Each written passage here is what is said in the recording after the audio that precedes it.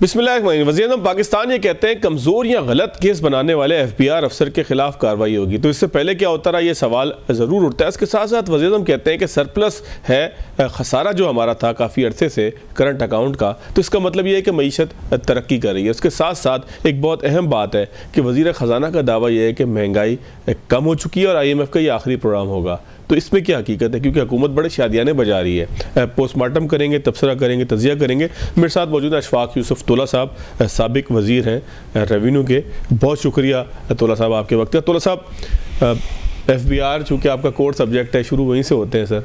पहले क्या होता था सर, जो गलत केस बनाता था या झूठा केस बनाता था, या जिस तरफ वज़ीर-ए-आज़म पाकिस्तान ने इशारा किया है कि जो केस में कोई ऐसा लकूना छोड़ता था कि जिसके नतीजे में जिससे टैक्स लेना था वो निकल जाता था और बाकी तालियां पीटते रहते थे, तो इस बयान के सियाको सबाक आपको क्या फील हुए?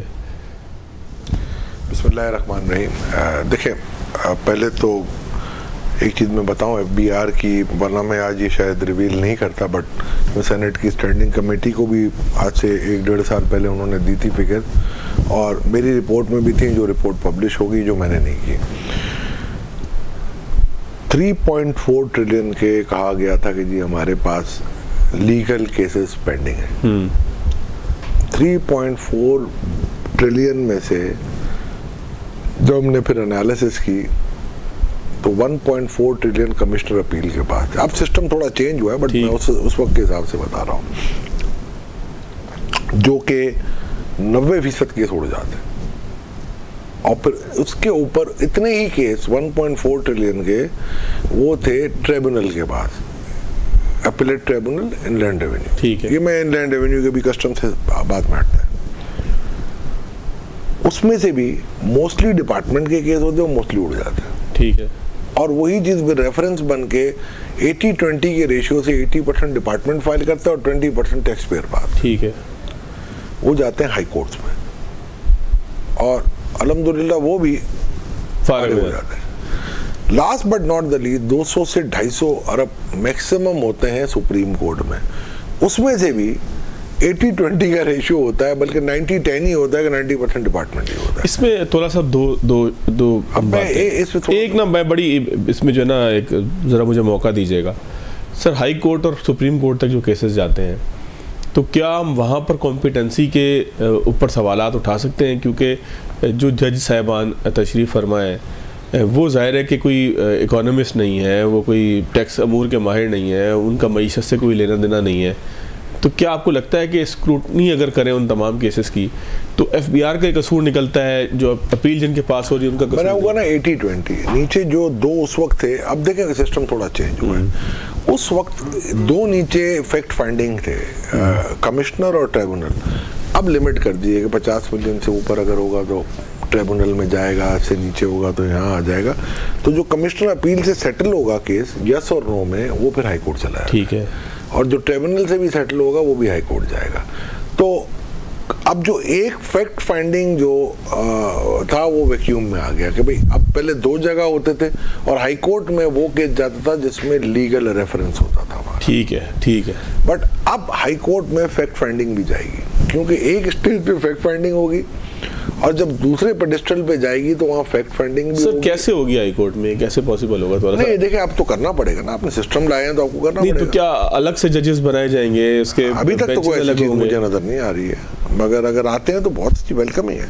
बट मैं ये कहता हूँ ये रेटोरिक है, और ये जब भी कोई आप पे प्रेशर आए ना, तो आप एक बिल्ली को ना थैले से निकालते, बोले ये देखे म्याऊं करेगी, और म्याऊं करती है, थोड़े दिनों तक कोई बिल्ली भाग जाती है दूध पी के। तो ये इश्यूज है। मगर मैं आपको हैविंग सेड दिस, देखिए FBR को आप अगर डाउंटिंग या चेजिंग टारगेट देंगे जिनका उनसे कोई सिरे से वास्ता ही नहीं है, तो क्या करेंगे? अब जो इस वक्त FBR के टारगेट्स हैं, क्या ये आप समझते हैं कि पाकिस्तान में इतना पोटेंशियल है, रैशनल है? क्योंकि खुद वज़ीर ख़जाना में ये बता चुके हैं कि जी जब कुछ नहीं मिलता तो फिर हम तनख्वाहदार से निकालते हैं पैसे। देखिए, तनख्वाहदार अगर फ़र्ज़ करें 12.9 ट्रिलियन 13 ट्रिलियन की मैं अगर बात करूँ, तनख्वाहदार से अगर मैं 400 बिलियन भी ले लूँ तो इट इज़ नॉट इवन 10%। ये नहीं है बात सेल्स टैक्स ज़्यादा मिलता है आपको, कस्टम से भी एक साइजेबल अमाउंट मिलता है, कंपनियों का टैक्स मिलता है, ये ज़रूर है एग्रीकल्चर नहीं दे रहा, रिटेलर होलसेलर नहीं दे रहे, एक्सपोर्टर्स भी पूरी पोटेंशियल पे नहीं दे रहे, but as far as system is concern, system में सबसे बड़ा इशू क्या है आपका? True assessment. पीएम साहब जब कहते हैं ना कि जी जिनको जितना टैक्स देना चाहिए वो नहीं दे रहा, तो वो जो हॉरिजॉन्टल इक्विटी है ना वो नहीं आ रही है इसमें। और इसके लिए आपको, ये हमारी रिपोर्ट थी उस वक्त जब मैं इस चीज़ के लिए आपके प्रोग्राम के तवज्जुह से या मीडिया से या अपने मीटिंगों के ज़रिए जब मैं ये बात बावर कराने की कोशिश करता था कि यार ये दिस इज़ द टाइम, तो मेरा ख्याल है शायद वो इलेक्शन ईयर में ये थे तो वो लग रहा था कि जी परफॉर्मेंस पे इलेक्शन जीत सकते हैं। तो वो कभी भी हमारे मुल्क में, चाहे मेरा ख्याल है 76 से लेके चल जाएं आज, परफॉर्मेंस पे एक मैटर तो करती है बट एब्सोल्यूट नहीं होती है। सर एफबीआर के अंदर इस्लाहात की बात हो रही थी, ऑटोमेशन की बात हो रही थी, हालात को बेहतर करने की बात हो रही थी, तो क्या एफबीआर जो उससे तवक्का रखी जा रही थी, जो उसको टारगेट दिए जा रहे हैं, उसके हिसाब से परफॉर्म कर रहा है, या जिस तरह से वो केसेस बनाता है उसी तरीके से परफॉर्मेंस भी है? देखिए मैं आपको सिंपल सी बात बताऊं, मैं किसी पे क्रिटिसाइज नहीं कर रहा, सब बड़े काबिल अच्छे लोग हैं। फाइनेंस मिनिस्टर साहब हमारे बहुत ही काबिल दोस्त हैं, भाई हैं हमारे, मैं उनको टैक्स से सिरे से कोई वास्ता ही नहीं रहा। मिनिस्टर ऑफ स्टेट बिल्कुल छोटा भाई है मेरा, अली परवेज मलिक, टैक्स से कोई वास्ता नहीं। इस वक्त at the helm of affair हमारे डीएमजी के एक बड़े अच्छे अफसर हैं, बहुत अच्छा इंसान, वेरी कॉम्पिटेंट, बट ये जो है ना एक डिफरेंट वर्ल्ड है। एफबीआर, टैक्स की रूलिंग है, ये आप मुझे नहीं सिखा सकते। मैं आपको, अगर आप बैठो और मैं कहूँगा जी मैं आपके साथ हूँ, आप कर लें, तो जब तक आप अपने माइंडसेट से उसकी एक्सेप्टेबिलिटी नहीं रखते, मेरा ख्याल है वो नहीं हो सकती। तो ये मेरा ख्याल है अनफॉर्चुनेट है हम सब के लिए कि हमारी जो कोर टीम इस वक्त बैठी हुई है इतने मुश्किल हालात में, उसके पास कोई 2-3 बड़े अच्छे टॉप लेवल पे, यानी कि देखिए नीचे बड़े अच्छे अफसर हैं बिहार में, हामिद सरवर अतीक साहब हैं, पॉलिसी, यानी कि अगर आसान अल्फाज में एक है लोगों को समझाने के लिए कि हमारा हदफ तो टैक्स कलेक्शन है, लेकिन हमारे पास उसके लिए वो टीम ही नहीं है जो पॉलिटिकली जो है वो। देखिए आप मार मरोड़ के ले लेंगे, आप फर्ज करें मैं एडवांसेस पकड़ लेता हूँ, तो अगर मैं आज एडवांस पकड़ता हूँ उसका कल ना कल तो खुद खमियाजा भुगतना पड़ेगा ना। ये डेड वेट तो कर ही रहे ना आप अगलों को, उसका कोई बेनिफिट नहीं निकलेगा। जो मेरा कहना ये अब EFS स्कीम है उसमें ऐसे ऐसे फ्रॉड हो रहे हैं, अफसरों का इनका काम है वो करें, हम हाईलाइट कर सकते हैं। इस तरीके से बहुत सारे सुकम होते हैं, बहुत सारी चीज़ों में रिफंड रोके हुए होते हैं। आपने ये मुझे आसान मजीद कहने की जरूरत नहीं है, बट आप भी जानते हैं कि इसका मतलब तो ये है कि हमारे PM साहब खुद कह चुके हैं कि बहुत करप्शन है, हमारे चेयरमैन साहब भी कह चुके हैं, मिनिस्टर साहब को भी पता है। तो पहले तो आपको कि खौफ नहीं है ना।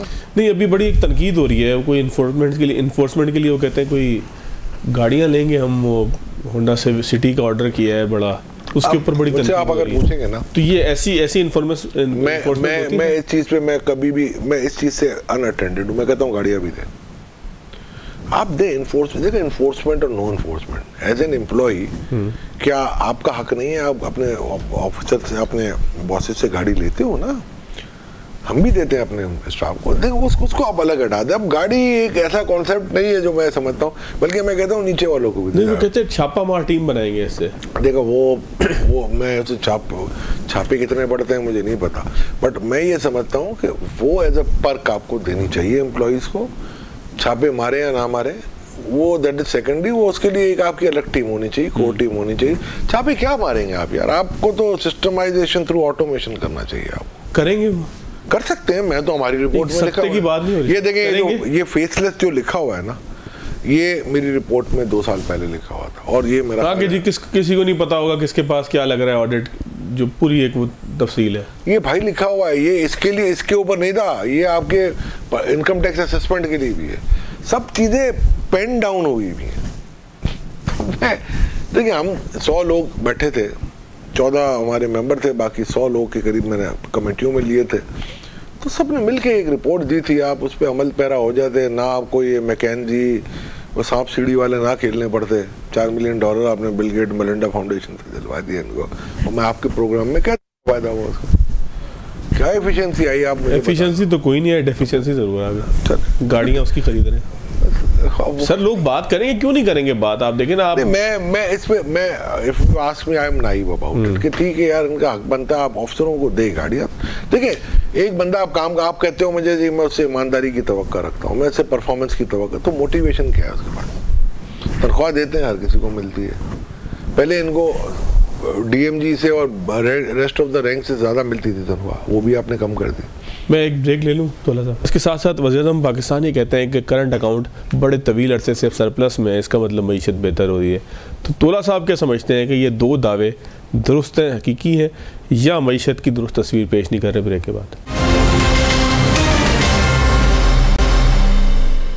ब्रेक के बाद खुशामदीद। अशफाक तोला साहब मेरे साथ मौजूद है। तोला साहब, करंट अकाउंट सरप्लस में हो तो मईशत बेहतर होती है सर? वैसे तो होती है, वैसे नहीं सर, ऐसे हुई है हमारे वाले केस में। देखिए, दो चीज़ें, करंट अकाउंट सरप्लस क्यों आया पहले तो ये आपके प्रोग्रामों में आप आर्काइव निकाल लेंगे, थोड़ी छोटी कटिंग, इसीलिए देखिए ना मैंने इस सवाल को पिक करके तो पिछले साल कह दिया था, और पिछले साल अगर ये गंदम अगर ना इम्पोर्ट करती मैडम हमारी, तो पिछले साल ही सरप्लस में थे। आपकी इंपोर्ट अब कम हो रही है। दूसरी बात ये है कि एग्रीकल्चर आपका लास्ट ईयर बहुत अच्छा रहा।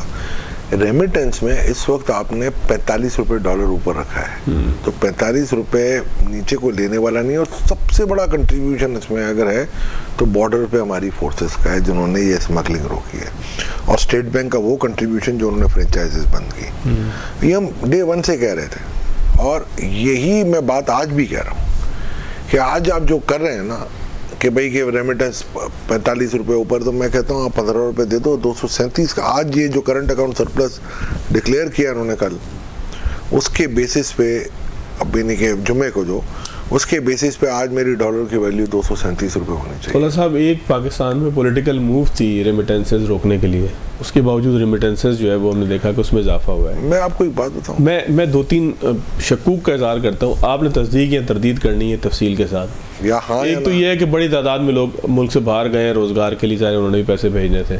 दूसरी बात ये कि दुनिया भर में अब सख्ती हो गई है हुंडी हवाला, इस तरह की तमाम चीज़ों के हवाले से, अल्टीमेटली उसका भी एक इम्पैक्ट था। और तीसरी चीज़ ये है कि जो पॉलिटिकल बाइकआउट था वो मगरबी ममालिक की हद तक तो ठीक था, लेकिन अरब ममालिक में ज़ाहिर उसका असर नहीं था, कहीं पर भी असर नहीं आया, और ये करना भी नहीं चाहिए। देखिए, हमारे आपस के मामला है ना, तो मुल्क में आप रखिए इसको। मैं इस सियासी आदमी नहीं हूँ, मगर मैं इससे इख्तलाफ करता हूँ। किसी भी इदारे में अगर कोई इख्तलाफ है तो घर में बैठ के आप सॉल्व करें। ये आपने जो बच्चों की तरह जो करते हैं ना कि जी मैं नहीं खेलूँगा, ना खेलने दूंगा, ये गलत है। ठीक है, अगर ज्यादती हो रही है तो थोड़ा सा इंसान को बिल्कुल नहीं होनी चाहिए किसी के साथ भी। दूसरी बात आपने जो कही ना, लोग ज्यादा बाहर जा रहे हैं, दुनिया में से जा रहे हैं, ये कोई पाकिस्तान नहीं, मैं कोई बाहर जाने पे तनकीद नहीं कर रहा, ज़ाहिर है जो जा रहा है उसने पैसे नहीं भेजने, नहीं पैसे ही भेजने। दूसरी बात ये, तीसरी बात बिल्कुल सही है कि सख्तियाँ हुई हैं। सबसे बड़ी सख्ती जो आपकी बॉर्डर पे हुई है ना, मेरा ख्याल है वो सबसे ज्यादा रंग ला रही है। अच्छा, और इसमें मैं फुल क्रेडिट दूंगा आपकी फोर्सेस को कि उन्होंने जिस तरीके से रोका, और आपको पता है 350-345 प्राइवेट मार्केट में था, और जब कंट्रोल हुआ और रिवर्स गियर लगा तो ठक करके सीधा 290 पे एक वक्त में आ गया था, और ये 276 हो गया था। बट हमारी टीम जो इकोनॉमिक टीम थी ना, वो उस वक्त पुसी कैट बन गई, और IMF की टीम आई थी वो पिछले प्रोग्राम के रिव्यू के लिए। मैं आज की बात नहीं कर रहा, ये केयर टेकर की बात कर रहा हूँ। तो उन्होंने अचानक से $10 बढ़ा दिया था। अब ये रियलाइज आप करें, आज आपकी मईशत अगर ठीक हो रही है ना, तो उसमें अगर आप सही मानो, अगर ये उस वक्त ये मेरी बात मान के ये करते रहते ना, तो आज ये $210 का डॉलर होता आपका। तो साहब, आप हमेशा डॉलर का एक रेट भी हमें बताते रहे, मैं वैल्यू करता हूँ। आज क्या जो आपका फॉर्मूला है 237 है, तो ये सर $40-50 का फर्क जो है, ये मुल्क के फायदे में है, नुकसान में? बहुत नुकसान है। 50 का मतलब है 10% आपका इन्फ्लेशन, यानी 45 है तो 9%। थोड़ा सा जो बात आपको समझ में आ रही है वो अरबाब इख्तियार को जी पता है, वो कहते हैं, आपने देखा होगा यहाँ आर्मी चीफ आए थे, उन्होंने भी जो मेरी नॉलेज में कहा है, शहबाज शरीफ साहब ने भी कहा है, औरंगजेब भी टू एन एक्सटेंट एग्री करते हैं। तो सिर्फ कहने से तो कुछ नहीं होता ना। देखें, जब हमने स्मगलिंग रोकनी थी हमने रोकी, हमने 2 नंबर कारोबार को रोकना मुझे लग रहा है फवाद, मैं आपके प्रोग्राम में पहले भी कह चुका हूँ, लेट मी रिपीट, कि हमने कोई ऐसी अंडरहैंड एग्रीमेंट किया हुआ है जिसके तहत वी डोंट वांट टू, जो मुझे लग रहा है। और आपकी अगर कोई इंटरनेशनल कमिटमेंट है तो obviously I know for sure they will not move an inch. अच्छा तोला साहब, अभी 1 दिन बाद हलफ लेना है जनाब डोनाल्ड ट्रंप साहब ने। चाइना पे तो वो कहते हैं क्योंकि टैरिफ लगाएंगे, क्या चाइना पे थोड़ी कह रहे हैं, पूरी दुनिया पे कह रहे हैं सर, खास तौर पे चाइना टारगेट है उनका। नो, मैक्सिको भी टारगेट है, Argentine, Brazil, Canada, India, Russia, you name it. हमें कोई फिनलैंड, सर उनको ग्रीनलैंड चाहिए, उनको कनाडा को 51वां सूबा बनाना है, तो वो तो सब करना है उन्होंने, तो उनके एजेंडा बहुत बड़े हैं। हम तो पीनट है, निकल जाए। नहीं कोई है हमारे पर भी कोई? देखिए मैं आपको बताता हूँ, इस पॉलिटिकल प्रेशर हो सकता है जिस तरह से तहरीक इंसाफ तवक्का रख के बैठी है। देखिए वो मैं कुछ कह नहीं सकता कि कितना प्रेशर आ सकता है। सर इकोनॉमी से लोग ये समझते हैं कि अगर अमेरिका नाराज हुआ तो इकोनॉमी हमारी डिस्टर्ब हो गई है। I don't think. देखिए ब्रिक्स इस वक्त अपने जोरों पे है, और ये भी धमकी दी है ट्रम्प साहब ने कि जी कि अब अगर आपने अपनी करेंसी निकाली तो मैं नहीं छोड़ूंगा, तो उससे कुछ नहीं होता। आप अपना प्लान रिवील कर चुके हैं। इस वक्त चाइना के, मैं पहले प्रोग्राम में गया, $283 बिलियन के करेंसी स्वैप चल रहे हैं। 60 billion, Japan is the leading आपका यूएस ट्रेजरी में इन्वेस्टर है, 1 ट्रिलियन की उनकी 1.2 ट्रिलियन है मेरा ख्याल है अभी। उसमें से उन्होंने 60 बिलियन निकाले थे तो पाँव के नीचे तो जमीन निकल गई थी। रेट थोड़ा नीचे किया, बटका इन्फ्लेशन बढ़ सकता है, क्योंकि मनी प्रिंटिंग आपको भी करनी है। डॉलर एक ठीक है, अब आपकी अपनी करेंसी है, आप ये सबको कह देते हो कि माई डॉलर वरीज आर योर, तो ये लॉन्ग टर्म नहीं चलेगा। पेट्रो डॉलर खत्म हो जाएगा, आपका डॉलर मुझे बहुत वीक नजर आ रहा है। अगर ये स्टेप लेंगे तो और वीक होगा। ये आप मत समझेंगे ये जो एक एक्शन आप लेंगे तो अगला कोई खामोश रहेगा। उनको ये पता है कि जी चाइना का मसला ये है कि चाइना को ग्रोथ मेंटेन करनी है और चाइना को एक्सपोर्ट करना है, और सबसे बड़ी मार्केट यूएस है। बट चाइना इस वक्त जो ब्रिक्स का जो ये अपना जो पूरा पैराडाइम बना रहे हैं और जिस तरीके से जा रहे हैं 137 कंट्रीज के साथ, जो ओबर उन्होंने 5 साल पहले शुरू किया था, this was the beginning of no end. ये सीपैक से जब शुरू किया तो सीपैक कोई चाइना के लिए इट्स अ पीनट, ये हमारे लिए गेम चेंजर है। अच्छा तुला साहब, इनके लिए जियो स्ट्रेटेजिक है। तुला साहब, वजीर खजाना अगर ये कहें कि ये IMF का आखिरी प्रोग्राम होगा तो आप यकीन करेंगे? देखिए मैं तो हर किसी की बात पे यकीन कर लेता हूँ। मेन मसला आदादो शुमार को सामने रखते हुए, पाकिस्तान के सर्कमस्टांसेस को सामने रखते हुए। देखिए आदादो शुमार का अभी मैं कुछ नहीं कह सकता। अगर हम में हिम्मत है तो हम पहले अपनी रुपये को तो ठीक कर लें, रुपये को ठीक करें, आप अपनी बिजली के रेट को ठीक करें, आप अपनी एक्सपोर्ट को बूस्ट करें। जब तक आप एक्सपोर्ट को बूस्ट नहीं करेंगे आपके पास डॉलर नहीं आएगा, आप नहीं कर सकते। देखिए SIFC ने बहुत ट्राई की, उसके ऊपर फर्टाइल लैंड के ऊपर नहीं चला ना इनका। क्यों नहीं चला? इसलिए नहीं चला ना कि आपके पास कोई लॉ नहीं है। मैं अगर आता हूँ यहाँ इन्वेस्टमेंट करने, आप मुझे क्या देंगे? तो आप कुछ नहीं देंगे, वही सख्तियाँ देंगे, वही FBR के नोटिस होंगे, वही सेसी का नोटिस होगा, वही अपना WPPF का वो बलूचिस्तान भी कर रहा होगा और सिंध भी कर रहा होगा। तो मैं तो मुल्लाओं में मुर्गी आराम हो जाती है। तो और ऐसा ही हो रहा है पाकिस्तान, हो रहा है। और उसको कह के हम थक गए हैं कितने अरसे थे कि ईज ऑफ डूइंग बिजनेस करें, नहीं कर रहे आप। सिंगल विंडो करनी है, यानी कि नॉट फॉर कस्टम। सर कर नहीं रहे, करना नहीं चाह रहे सर। देखें ना, हर सूबे का अपना एक मज़ामत भी तो है ना सिस्टम की तरफ, तो गलत है ना। आप देखें ना, ये अगर आप मुझे ये कहेंगे जी बाहर आप दिखा देंगे जी घर का पेंट बहुत अच्छा मैंने किया हुआ, और लोग कहे यार क्या घर बनाया आपने, अंदर आए तो फिर आपके वो दीवारों से जो है वो पानी रस रहा हो या टूटी हुई दीवारें हो, तो कोई क्या कहेगा यार पहले यार घर तो ठीक कर ले यार। बहुत शुक्रिया तुला साहब आपके वक्त का। नाज़रीन एक प्रोग्राम में ब्रेक लेते हैं, ब्रेक के बाद आगे चलें। ब्रेक के बाद खुशामदीद। डॉक्टर शाहिद हसन सिद्दीकी साहब मेरे साथ मौजूद हैं। डॉक्टर साहब बहुत शुक्रिया आपके वक्त का। डॉक्टर साहब सबसे अहम सवाल तो ये बनता है कि स्टेट बैंक शरह सूद में कमी कर रहा है, बड़े शादियाने बज रहे हैं कि शरह सूद में कमी की वजह से हालात बेहतर हो रहे हैं, बैंकों से माल निकल कर मार्केट के अंदर आ रहा है और मार्केट में इन्वेस्टमेंट हो रही है, या मार्केट में जो है वो ऐसे मौके पैदा हो रहे हैं कि जो लोगों के जो मुनाफा है उसमें इजाफे का सबब बन सकें। तो सर क्या हकीकी तौर पर पाकिस्तान में यही हो रहा है कि बैंक से लोग पैसे निकाल के अब मुख्तलिफ सेक्टर्स के अंदर इन्वेस्टमेंट कर रहे हैं पाकिस्तान में? बहुत शुक्रिया आपका। मैं तो कुछ सिर्फ आदाद शुमार पेश करता हूं ताकि आप फैसला करें और आपके जो नाजरीन हैं वो फैसला कर लें। राय में कुछ भी नहीं दूंगा। बात दरअसल ये है कि बैंकिंग कल्चर क्या है आपका, स्टेट बैंक की पॉलिसियाँ क्या हैं, हुकूमत की पॉलिसियाँ क्या हैं, और बिजनेस कम्युनिटी की, स्टॉक एक्सचेंज वालों की, प्रॉपर्टी वालों की पॉलिसियाँ क्या हैं, वो आप देख लीजिए तो सामने आ जाएगा। अभी 2024 जब ख़त्म हुआ तो आखिरी महीनों में बैंकों ने 1000 अरब रुपए के कर्जे दिए सस्ती शरह सूद पर, चूँकि शरह सूद कम हो गई थी जैसे आपने कहा। वो 1000 अरब रुपए के कर्जे दिए नॉन बैंकिंग फाइनेंशियल इंस्टीट्यूशंस को। उन्होंने वो पैसा हुकूमत की ट्रेजरी बिल में ज्यादा शरह सूद पे लगा दिया, बीच में अरबों रुपए का मुनाफा कमा लिया। तो इस तो ये तो स्मार्ट मूव ना हुआ डॉक्टर साहब जी? स्मार्ट मूव ना हुआ ये? नहीं, स्मार्ट क्या, आप मईशत के बीच में छुरा घूम रहे हैं। इसलिए कि जो लोग करोड़ों रुपए, जो अरबों रुपए जिन्होंने कमाए बैंकिंग फाइनेंशियल इंस्टीट्यूशन ने, उन्होंने का तो एक पैसा भी नहीं लगा। वो पैसा जो सनत के लिए जाना चाहिए था, जिसकी आप जिक्र कर रहे थे, तिजारत के लिए जाना चाहिए था, ज़राअत के लिए जाना चाहिए था, बरामदात के लिए जाना चाहिए था, वो उन्होंने आपने सस्ता शरह सूद पे दे के उसको ट्रेजरी बिल में लगा दिया, तो उनको तो फ्री में मुनाफा। तो इसका मतलब डॉक्टर साहब हम ये कह सकते हैं कि रेगुलेटर बॉडी जो है, ये रेगुलेशन जो है वो इतनी कमज़ोर है कि जो मुनाफा कमाना चाहे वो कहीं से गैप निकाल के इस तरीके से बेबहा मुनाफा कमाए। कतई नहीं, ऐसा कुछ नहीं है। मैंने आपसे इशारतन अर्ज किया था, उसको दोबारा कह देता हूँ। आपकी स्टेट बैंक की पॉलिसियाँ, हुकूमत पाकिस्तान की पॉलिसियाँ, बैंकिंग कल्चर जो है, सनतकारों का, ताजरों का कल्चर के स्टॉक एक्सचेंज प्रॉपर्टी को ज़्यादा अहमियत दे रहे हैं, उन सब का एक गठजोड़ है। इसमें पॉलिसी कमज़ोर होने का तो नहीं है। इसलिए कि जब 1000 अरब रुपए के अचानक आप कर्जे देंगे, और क्योंकि खाली ये नहीं किया उन्होंने, दो चीज़ें एक साथ की मैं आपको बता दूँ। बैंकों ने डिपॉजिटर्स को नोटिस दे दिए कि जी हमें आपका पैसा नहीं चाहिए, आप निकालें यहाँ से, और वरना हम आपको 7% महीने का चार्ज करेंगे। बिल्कुल ऐसे। तो उसने क्या किया कि, और ये कहा कि भाई ये पैसा निकालो, और 600 अरब रुपया निकाला। वो उन्हीं के जो एसेट्स मैनेजमेंट कंपनीज हैं, जो फंड्स हैं बैंकों के, उसमें चला गया। ठीक है ना।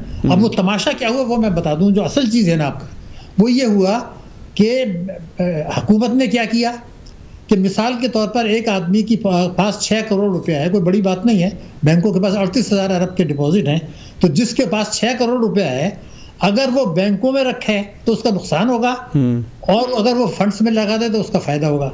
नंबर 1 तो क्यों? क्योंकि उन्होंने डिस्काउंट वो कर दिया, 45% टैक्स लगा दिया बैंकों के मुनाफे के ऊपर, और इनको ये कहा फंड्स वालों को कि आप अपना शरह मुनाफा जो दे रहे हैं वो कम कर दें, और आपका टैक्स जो है वो 15% करते हैं, उनका 45%। और तो अब क्या हुआ कि उन्होंने अपना मुनाफा बढ़ा लिया फंड्स मैनेजमेंट वालों ने, वो जो कि बैंकों के ही हैं, और वो पैसा उन्होंने लगा दिया स्टॉक एक्सचेंज में, और जो है वो आपका जो है गवर्नमेंट सिक्योरिटीज़ में। तो ये तो मईशत को नुकसान हो रहा है। मैं आपको बड़ी क्लियर बात बता रहा हूँ कि आप फंड्स मैनेजमेंट वाले जो है, एसेट मैनेजमेंट, वहाँ पर सिवाय सेल्समैनशिप के कुछ नहीं हो रहा है, ना प्रोफेशनलिज्म है ना कुछ है। वो मार्केट में घूमते रहते हैं, ये ले आइए। तो आप अगर बैंक में पैसा रख के आपको नुकसान हो और यहाँ रख के फ़ायदा हो, तो और फ़ायदा किसको होगा? उनको जो फंड्स मैनेजमेंट वाले जो बैंक को। तो ये तमाशा, तो ये तो गठजोड़ हुआ ना भाई। मैं जो शुरू से कह रहा हूँ, अशराफिया का गठजोड़, यहाँ फंड्स मैनेजमेंट, स्टेट बैंक, इन सब का गठजोड़ है। नॉन बैंकिंग फाइनेंशियल इंस्टीट्यूशन ने लेके और उसको ट्रेजरी बिल में लगा दिया। इन्होंने डिपॉजिट कहा निकालो। हम तो खुशामद किया करते, बड़ी पोजीशन में थे अल्हम्दुलिल्लाह, सीनियर पोजीशंस में थे दुनिया भर में। हम तो खुशामद करते थे कि भाई 5 रुपए का डिपॉजिट लाओ। क्यों? क्योंकि हमें कायदे-ए-आज़म ने ये कहा था कि मुसलमानों को बचत का एहसास नहीं है। आप बचतें बढ़ाएंगे आपकी, तो जो है वो आपकी बचतें बढ़ेंगी तो मुल्क को कर्जों का बोझ कम होगा। जब वो बैंकों में जाएंगी तो वो कर्जे देंगे सनत के लिए, तिजारत के लिए, ज़राअत के लिए, बरामदात के लिए, हाउस वाइफ। तो यानी कि डॉक्टर साहब आप ये कहते हैं कि गुज़िश्ता कुछ अरसे के अंदर ये चक्कर उल्टा है, क्योंकि मुझे आपकी बात दुरुस्त है कि बैंकर्स है वो पीछे पीछे लोगों के होते थे कि यार खुदा का वास्ता पैसे बैंक में रखो, बैंक जो है वो क्लोजिंग आने वाली है, ये होने वाला है। लेकिन अब बैंक जो है वो नोटिस दे रहा है कि पैसे निकाल लो, क्योंकि अगर नहीं निकालोगे तो हम जुर्माना लगाएंगे और तुम पे वो सर्विस चार्जेस लेंगे, पता नहीं जो 6-7% है। जी, और रास्ता भी बता दिया कि इसको फंड्स में रख दें, उन्हीं का फंड है, वो फंड्स में रख दें, वहां पर आपने जो है वो मुनाफे की शरह कम कर दी बैंकों के मुकाबले में, लेकिन वहां उनका टैक्स कम कर दिया, तो वो तो ग्रुप तो वही है ना। बिल्कुल, लेकिन सनत को क्या फायदा हुआ, माइक्रो फाइनेंस को क्या फायदा? बिल्कुल ठीक है। कहां से मिला? ये तो इंटेलेक्चुअल करप्शन है, ये तो अपने मुल्क के, मैं तो आपको फिगर दे रहा हूँ, मेरी फिगर्स तो नहीं है ये तो जो हुकूमत ने बताई है, बैंकों ने बताई है, मैं तो वहां से आपको बता रहा हूँ। लेकिन ये खाली ये नहीं हुआ है। अब देखिए, ये बहुत सीरियस बात है जो मैं आपको बता रहा हूँ। अब मिसाल के तौर पर एक प्रॉपर्टी 20 करोड़ रुपए की है, उसमें तो उसको FBI ने कहा जी ये इसकी 2 करोड़ है इसकी वैल्यू। तो जब कोई आदमी खरीदेगा 20 करोड़ की, तो 2 करोड़ रुपए तो उसने टैक्स देगा, 18 करोड़ जो उसका चोरी का था वो वहां पर महफूज जन्नत फराम कर दी। क्या मुश्किल है कि आप ये नहीं कहते कि भाई प्रॉपर्टी की जो मार्केट वैल्यू है उसी पे सौदे करें। अगर आपको मैं यकीन दिला रहा हूँ, मैंने एक दफ़ा ऐसी गलती कर ली थी, छोटा सा इन्वेस्टमेंट किया और वो प्रॉपर्टी मार्केट रेट पे ले ली, तो मेरे पीछे पड़ गए इनकम टैक्स वाले, क्योंकि मैंने 4 करोड़ में खरीदी थी, वाइट बनी, वहीं पर लोग 20 लाख की खरीद रहे थे। तो बात ये थी कि क्यों भाई आप प्रॉपर्टी, जब मेरा प्रॉपर्टी में जा रहा है तो मैं टैक्स क्यों दूंगा? बिल्कुल बिल्कुल ऐसा ही एक केस डॉक्टर साहब मेरे इल्म में भी है कि एक बंदे ने एक फ्लैट अपार्टमेंट लिया था, अभी पिछले दिनों की बात है। वो जिस रेट पे बाकी सारे ले रहे थे, उसने चूंकि उस रेट में नहीं लिया, उसके पास सारी वाइट मनी थी, उसने दुरुस्त रेट के अंदर लिया, जो उसने उतने का ही टैक्स भरा जितने का मार्केट वैल्यू थी। तो आज तक वो गुज़िश्ता 2-3 साल से केस भुगत रहा है। आपकी बात दुरुस्त है कि हमारे यहाँ उस बंदे को पकड़ा जाता है कि जिससे ठीक वैल्यू के ऊपर चीज ले ली हो। उसने टैक्स ज्यादा दिया उस पर, क्योंकि उस पर टैक्स लगता है ना, उसने वो ज्यादा टैक्स की वजह से ही पता लगा ना कि इसने क्यों ज्यादा टैक्स दे दिया। तुम हमारा सिस्टम खराब कर रहे हो, अच्छा भला एक चीज चल जाए। तो मैं ये कह रहा हूँ कि हुकूमत को ये बात नहीं पता कि बैंकों के डिपॉजिट वहां जा रहे हैं, प्रॉपर्टी का यहाँ जा रहा है, और ये जो फंड्स में जो पैसा जा रहा है ये स्टॉक एक्सचेंज में भी जा रहा है, ये सिक्योरिटीज में भी जा रहा है। सिक्योरिटी से मतलब ये है कि भाई टैक्स की चोरी, शाहाना अखराजात से जो बजट खसारा है आप फिक्र नहीं कर रहे हैं जी, हम पूरा करते हैं। तो मुल्क का क्या होगा, मुल्क की मईशत का क्या होगा, आवाम का क्या होगा, मेरे मुल्क की सलामती का क्या होगा? देखिए, इस मुल्क में इतना कुछ है, मैं आपको यकीन दिला रहा हूँ, मैंने बहुत इस पर मेहनत की है, और आज मैं फिर रिकॉर्ड पे बताना चाह रहा हूँ कि हम 2 एशियन टाइगर बन सकते थे।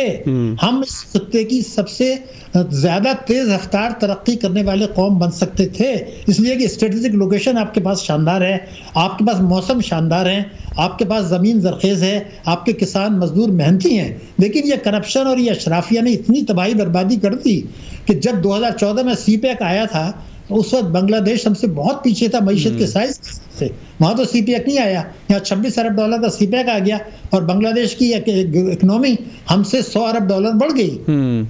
अच्छा डॉक्टर साहब, IMF ने पाकिस्तान में जो शरह नमू का हदफ था उसे कम किया है, प्रिडिक्ट जो है वो कम किया है, तो क्या पाकिस्तान में तरक्की की रफ्तार में कमी या शरह नमू जिसको हम कहते हैं आम मुश्किल इस्तिलाह की सूरत में, उसमें कमी ये किसी मईशत के लिए, ख़ास तौर पे पाकिस्तान जैसी मईशत के लिए, ये कोई पॉजिटिव साइन है सर? जी, बहुत ज़्यादा पॉजिटिव साइन है, इसलिए कि अगर 5% से कम आपकी होती है तो बेरोजगारी बढ़ती है। देखिए, मेरा अल्हम्दुलिल्लाह एक बड़ी आबादी वाला मुल्क है, हर साल 20-25 लाख आदमी रोजगार की तलाश में आते हैं, जो पहले पढ़ रहे थे या कुछ काम सीख रहे थे या गिल्ली डंडा खेल रहे थे, उनकी कमाने की जब उम्र आती है तो वो जो 20-25 लाख आदमी हर साल आ रहे हैं, तो अगर आप 5% से कम गिरो करेंगे तो फिर तो उनकी बेरोजगारी बढ़ेगी, तो वो बेरोजगारी बढ़ने से मायूसी बददिली बढ़ेगी, टेररिज्म बढ़ेगा, जराइम बढ़ेंगे। तो आप ये देखिए कि 1,30,00,000 आदमी गरीब हुए हैं मजीद एक बरस में। तो इसका सेहरा किसके ऊपर जाता है शाही साहब? हुकूमत पे जाता है, हुकूमत की पॉलिसी पे जाता है, पिछली हुकूमत पे जाता है, या IMF प्रोग्राम की बरकत इसे हम कह सकते हैं? IMF का इससे कोई बहुत ज़्यादा ताल्लुक नहीं है, इसका ताल्लुक तमाम हुकूमतों से है, माजी की तमाम हुकूमतें, चाहे फौजी हों या इलेक्टेड हों या तीनों पार्टियों की हों, कोई कसर नहीं छोड़ी, तमाम सूबाई हुकूमतों को जाता है, तमाम बिजनेसमैन कम्युनिटी को जाता है, मीडिया को जाता है, जो कि बेल की खबरों को और सियासी खबरों में 80% टाइम देता है, मुल्क की मईशत, मुल्क की सलामती, 25 करोड़ आवाम के लिए 10% टाइम देता है। आवाम को, बेचारों को तो पता ही नहीं चल रहा कि उनके साथ क्या खेल हो रहा है। कर लें डॉक्टर साहब, आप हमसे भी शिकवा कर लें, कोई बात नहीं। जी जनाब, मैं कह रहा हूँ आप हमसे भी शिकवा कर ही लेने लगे, आ तो मीडिया से भी। नहीं, मीडिया तो बहुत ज़्यादा जिम्मेदार है, इसलिए कि आप अगर देखिए ना, एक मुकदमा अभी फैसला आना होता है तो 2 दिन से शोर शुरू हो जाता है, सारे काम रुक जाते हैं कि फैसला आ रहा है, फिर कहीं तारीख बदल गई। अरे भाई ये बताएं कि अभी कहा गया है कि पाकिस्तान में 7 साल में बेरोजगारी बढ़ी है, बताइए। IMF ने जो हदफ कम किया है, तो मैंने तो आपको रीजन बता दिए ना कि भाई जब आप ये करेंगे, कर्जे नहीं देंगे, स्टॉक एक्सचेंज में पैसा लगाएंगे, प्रॉपर्टी में ऊपर नीचे करेंगे, तो जब तालीम का बजट बेतहा कम है। मैं आपको बता रहा हूँ कि आप IMF की जब बात करते हैं तो कभी ये भी बात करें कि IMF ने कहा है कि आप तालीम की मद में कम रकूम खर्च करें। क्या मीसाक की तालीम नहीं हुआ था पाकिस्तान में? मैं आपको आज बहुत ज़्यादा बातें करते हैं मीसाक की मईशत, धोखा देते हैं। अरे भाई एक मीसाक तालीम हुआ था 2010 में, उसमें यह कहा गया था कि तालीम की मद में 7% खर्च करेंगे। पीपल्स पार्टी के दौर में भी उस पर इकोनॉमिक सर्वे में कहा गया उस मीसाक मईशत पर, और PMLN के दौर में भी कहा गया कि हम 7% खर्च करेंगे। इमरान ने भी बहुत से वायदे किए, लेकिन 26 मिलियन बच्चे स्कूल नहीं जा रहे, 2-2.25% आप खर्च कर रहे हैं, तो वो अच्छे तो फिर 2080 तक भी नहीं जाएंगे। फिर इलाज मुआवजा नहीं मिल रहा, साफ पानी नहीं मिल रहा, तो सेहत का बजट आपका कम है, वो कहते हैं 4% खर्च करें आप, हम करते हैं 1%। तो मेरा कहना ये था कि आप तालीम, सेहत, गुर्बत, साफ पानी, इंसाफ नहीं मिल रहा, निकासियाब, ये सारे मसाइल जो है वो पीछे चले गए हैं। हमारा जो रिपोर्ट्स आ रही हैं कि करप्शन में आपका ये नंबर है, बेरोजगारी में आपका ये नंबर है, फीकस आमदनी में, और इस्लामी बैंकारी के नाम पे कुछ और हो रहा है, उससे बेरोजगारी बढ़ रही है। हालांकि मैं आपको बता दूं, लोग उस बुरा मानते हैं तो मान जाए, मेरी पूरी रिसर्च है और मैं गारंटी कर सकता हूँ, मेरा जो ईमान है उसको छोड़ दें, सिर्फ एक तालिब इल्म की हैसियत से मैंने पूरी रिसर्च की है। और मैंने यूरोप में बहुत बड़े बड़े माहिरीन से उनको जब बताया तो वो कहते हैं अरे यार ये ज़कात का निज़ाम और ये नफ़ा नुकसान में शिरकत का इस्लामी बैंकारी, इसमें तो गुर्बत हो ही नहीं सकती है। क्योंकि वो कहते हैं हमारे यहाँ तो बिलियनर ट्रिलियनर जो हैं वो तो इसीलिए है ना कि वो बैंकों से 13% पे खर्च करते, मुनाफा लेके, या 10% पे, 8% पर बेतहाशा कमाते हैं। आपका इस्लाम ये कह रहा है कि बिजनेसमैन जो कमाए उसमें खातेदार को हिस्सा दें, तो फिर तो आपके मुल्क में, इस्लामी मुल्क में गुर्बत हो ही नहीं सकती। और ज़कात का निज़ाम उससे बेहतर दुनिया में निज़ाम नहीं है, उन्होंने मुझसे माना है, प्रॉफिट ऑन शेयरिंग को माना है, इसलिए कि मैंने कैलकुलेशंस करके बताई। इस्लामी दुनिया में हो नहीं सकता, मगर ना हम इस्लामी बैंकारी लाना चाहते हैं, ना हम ज़कात का निज़ाम लाना चाहते हैं। मैं आपको यकीन दिला रहा हूँ, कुरान ने तो बिल्कुल, इसका मतलब यह है कि माशी मैदान में भी हम डॉक्टर साहब अपने आप को धोखा दे रहे हैं। सिर्फ हल्का लफ्ज़ है, खुदकशी कहता हूँ मैं तो, इज्तिमाई खुदकशी। इज्तिमाई खुदकशी की तरह में डॉक्टर साहब आपका बहुत शुक्रिया। नाज़रीन, प्रोग्राम इख्तिताम की तरफ जाता है इस हफ्ते के लिए, इजाज़त दीजिए, अगले हफ्ते फिर मुलाकात होगी। अल्लाह हाफ़िज़।